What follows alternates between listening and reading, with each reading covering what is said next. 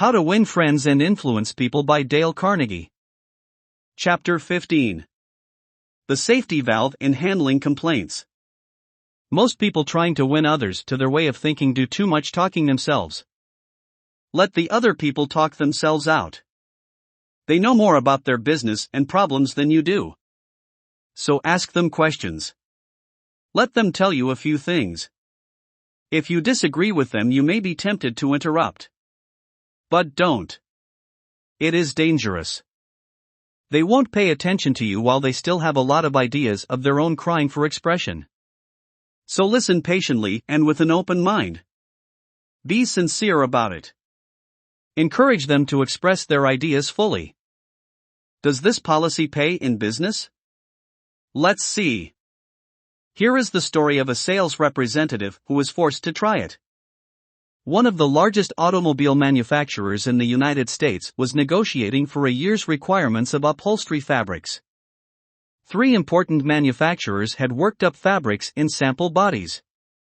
These had all been inspected by the executives of the motor company, and notice had been sent to each manufacturer saying that, on a certain day, a representative from each supplier would be given an opportunity to make a final plea for the contract. GBR, a representative of one manufacturer, arrived in town with a severe attack of laryngitis. When it came my turn to meet the executives in conference, Mr. R said as he related the story before one of my classes, I had lost my voice. I could hardly whisper. I was ushered into a room and found myself face to face with the textile engineer, the purchasing agent, the director of sales, and the president of the company. I stood up and made a valiant effort to speak, but I couldn't do anything more than squeak. They were all seated around a table, so I wrote on a pad of paper, "Gentlemen, I have lost my voice. I am speechless." "I'll do the talking for you," the president said. He did. He exhibited my samples and praised their good points. A lively discussion arose about the merits of my goods. And the president, since he was talking for me, took the position I would have had during the discussion. My sole participation consisted of smiles, nods, and a few gestures. As a result of this unique conference, I was awarded the contract, which called for over 500,000 yards of upholstery fabrics at an aggregate value of $1,600,000, the biggest order I had ever received. I know I would have lost the contract if I hadn't lost my voice, because I had the wrong idea about the whole proposition. I discovered, quite by accident, how richly it sometimes pays to let the other person do the talking. Letting the other person do the talking helps in family situations as well as in business. Barbara Wilson's relationship with her daughter, Lori, was deteriorating rapidly. Lori, who had been a quiet, complacent child, had grown into an uncooperative, sometimes belligerent teenager.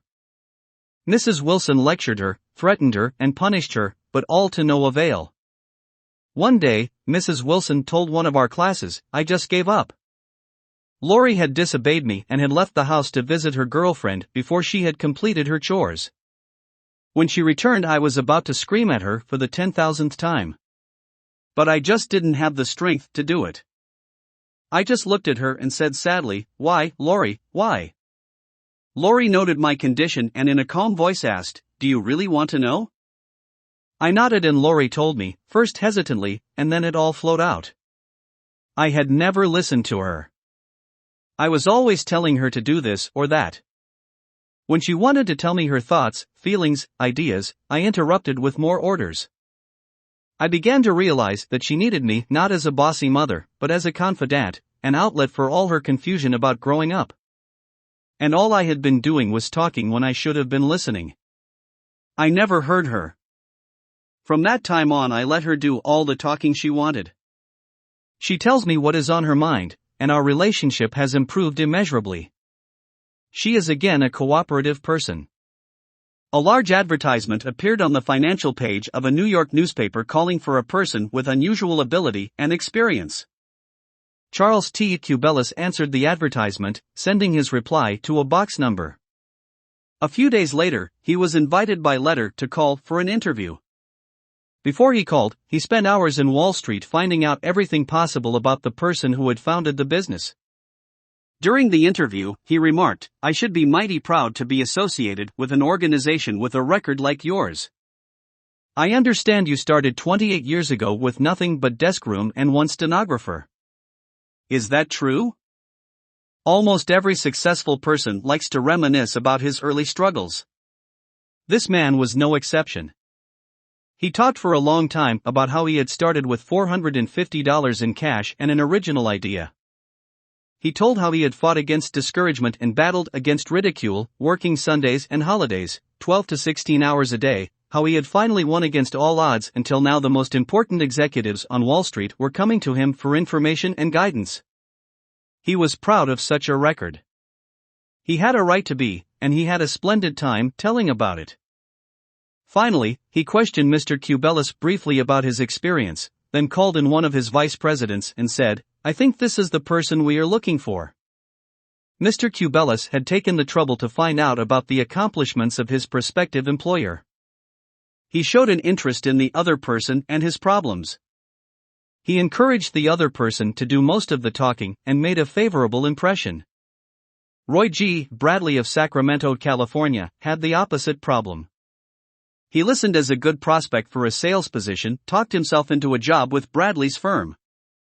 Roy reported, "Being a small brokerage firm, we had no fringe benefits, such as hospitalization, medical insurance, and pensions. Ever representative is an independent agent. We don't even provide leads for prospects, as we cannot advertise for them as our larger competitors do." Richard Pryor had the type of experience we wanted for this position, and he was interviewed first by my assistant, who told him about all the negatives related to this job. He seemed slightly discouraged when he came into my office. I mentioned the one benefit of being associated with my firm, that of being an independent contractor and therefore virtually being self-employed. As he talked about these advantages to me, he talked himself out of each negative thought he had when he came in for the interview. Several times it seemed as though he was half talking to himself as he was thinking through each thought. At times I was tempted to add to his thoughts, however, as the interview came to a close, I felt he had convinced himself, very much on his own, that he would like to work for my firm. Because I had been a good listener and let Dick do most of the talking, he was able to weigh both sides fairly in his mind, and he came to the positive conclusion, which was a challenge he created for himself. We hired him and he has been an outstanding representative for our firm. Even our friends would much rather talk to us about their achievements than listen to us boast about ours. La Rochefoucauld, the French philosopher, said, "If you want enemies, excel your friends, but if you want friends, let your friends excel you." Why is that true? Because when our friends excel us, they feel important, but when we excel them, they, or at least some of them, will feel inferior and envious. By far the best-liked placement counselor in the Midtown Personnel Agency in New York City was Henrietta G. It hadn't always been that way. During the first few months of her association with the agency, Henrietta didn't have a single friend among her colleagues. Why? Because every day she would brag about the placements she had made, the new accounts she had opened, and anything else she had accomplished. "I was good at my work and proud of it," Henrietta told one of our classes. But instead of my colleagues sharing my triumphs, they seemed to resent them. I wanted to be liked by these people. I really wanted them to be my friends. After listening to some of the suggestions made in this course, I started to talk about myself less and listen more to my associates. They also had things to boast about and were more excited about telling me about their accomplishments than about listening to my boasting. Now, when we have some time to chat, I ask them to share their joys with me, and I only mention my achievements when they ask. Principle 6. Let the other person do a great deal of the talking.